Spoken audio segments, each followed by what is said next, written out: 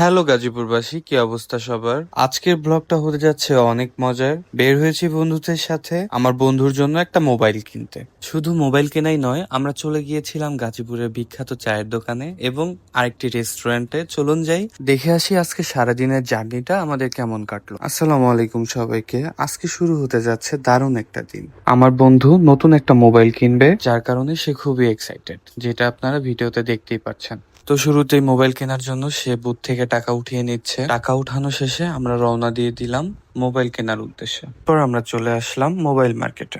Mobile মার্কেটে অনেক দোকান ছিল, একটার পর একটা দোকান আমরা ঘুরে দেখছিলাম। অনেক দোকান ঘোরাঘুরির পর অবশেষে আমার বন্ধুর একটা মোবাইল পছন্দ হয়ে গেল। মোবাইল ফোনটির নাম ছিল নাথিং 2A। দেখে অনেকক্ষণ যাচাই বাছাই করার পর মোবাইলটা আমার অনেক ভালো লাগলো।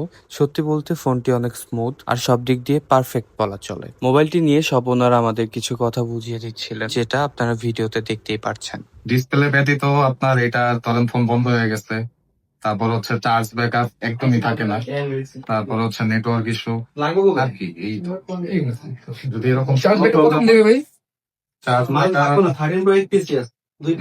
5,000 mAh এর ব্যাটারি না, কিন্তু আপনি ব্যাকআপ পাবেন 6,000 mAh এর মধ্যে। ভালো ব্যাকআপ পাবেন। ফোনটি হাতে পেয়ে আমার বন্ধুর এক্সাইটমেন্ট দেখার মতো ছিল। সত্যি বলতে আমার বন্ধুর এক্সাইটমেন্ট আমাদের দিনটাকে আরো সুন্দর করে তুলেছিল।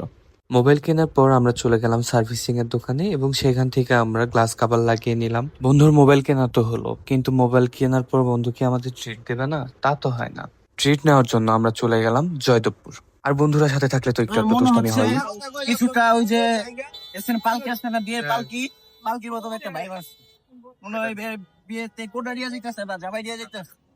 আগের দিনের মতো একটা ফিল পাইতেছে, চারদিকটা আটকানো। আচ্ছা, মানুষ গার্লফ্রেন্ড নিয়ে এই যে এরকম হুক টাঙানো রিক্সায় বসছে, কিন্তু আমি আমার তুমি কি বলতে চাইতেছো এখন? মানে কি মানে পরে কোনো দিক দিয়ে কি গার্লফ্রেন্ডের চাইতে কম লাগে নাকি? ও এটা বুঝাইতে চাইতো নাকি?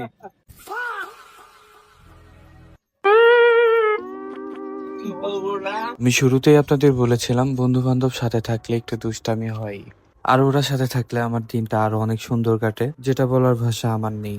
দিনের শেষ মুহূর্ত উপভোগ করার জন্য আমরা চলে যাচ্ছি গাজীপুরের জয়দেবপুর রেল স্টেশনে। এখানে আসার পর কিছু জিনিস লক্ষণীয়, সেটা হচ্ছে সাইডে পানি জমে আছে, যেটা আসলে পরিবেশ বান্ধব নয়। জানি না, যার যেমন লাগুক, আমার বিষয়টা অনেক খারাপ লেগেছে। যাই হোক, আমরা সামনে থেকে এগিয়ে যাই। অবশেষে আমরা রেল স্টেশন পার হয়ে চলে যাচ্ছি আমাদের সেই কাঙ্ক্ষিত চায়ের দোকানে। চায়ের দোকানের লোকেশনটি হচ্ছে গাজীপুর জয়দেবপুরের ডাকঘরের ঠিক অপোজিটে। এখানে আসার পরে আমরা দেখলাম অনেক মানুষের ভিড়। জয়দেবপুরের ভিতরে এই মামার চা অনেক ফেমাস। এখানে আপনারা বিভিন্ন ভ্যারাইটিজের চা পেয়ে যাবেন। এই চায়ের দোকানে সবসময় মানুষের ভিড় থাকবেই। সূর্য ধীরে ধীরে ডুবে যাচ্ছে, হাতে এক কাপ চা, আর পাশে প্রিয় বন্ধুরা। এর চেয়ে সুন্দর মুহূর্ত আর কি হতে পারে?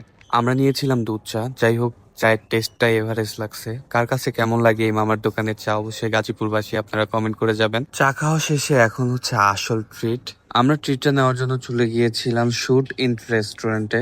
রেস্টুরেন্টটি বেশ সুন্দর। রেস্টুরেন্টের খাবার কেমন সেটা দেখতেই চলুন যাই, এবার ভেতরে ঢোকা যাক। ভেতরে ঢুকতেই রেস্টুরেন্টের মনোমুগ্ধকর পরিবেশ আপনার মনটাকে আরো ভালো করে দেবে। যারা ছবি ওঠাতে ভালোবাসেন অবশ্যই রেস্টুরেন্টে ভিজিট করে যাবেন। আর রেস্টুরেন্টের ঠিকানা আমি অবশ্যই কমেন্ট বক্সে প্রিন্ট করে দেবো। আর কে কে রেস্টুরেন্টে গিয়েছেন বা চিনেন অবশ্যই কমেন্ট করে বলবেন। ব্যক্তিগতভাবে খাবারের স্বাদ আমার কাছে ভালোই লেগেছে। খাবারের স্বাদ, বন্ধুদের সাথে আড্ডা আর সুন্দর পরিবেশ সব মিলিয়ে সময়টাকে বেশ উপভোগ করেছি। ভিডিওটি ভালো লাগলে অবশ্যই পেজটি ফলো করে আমার পাশে থাকবেন। দেখা হবে নতুন কোনো ভিডিওতে। আল্লাহ হাফেজ।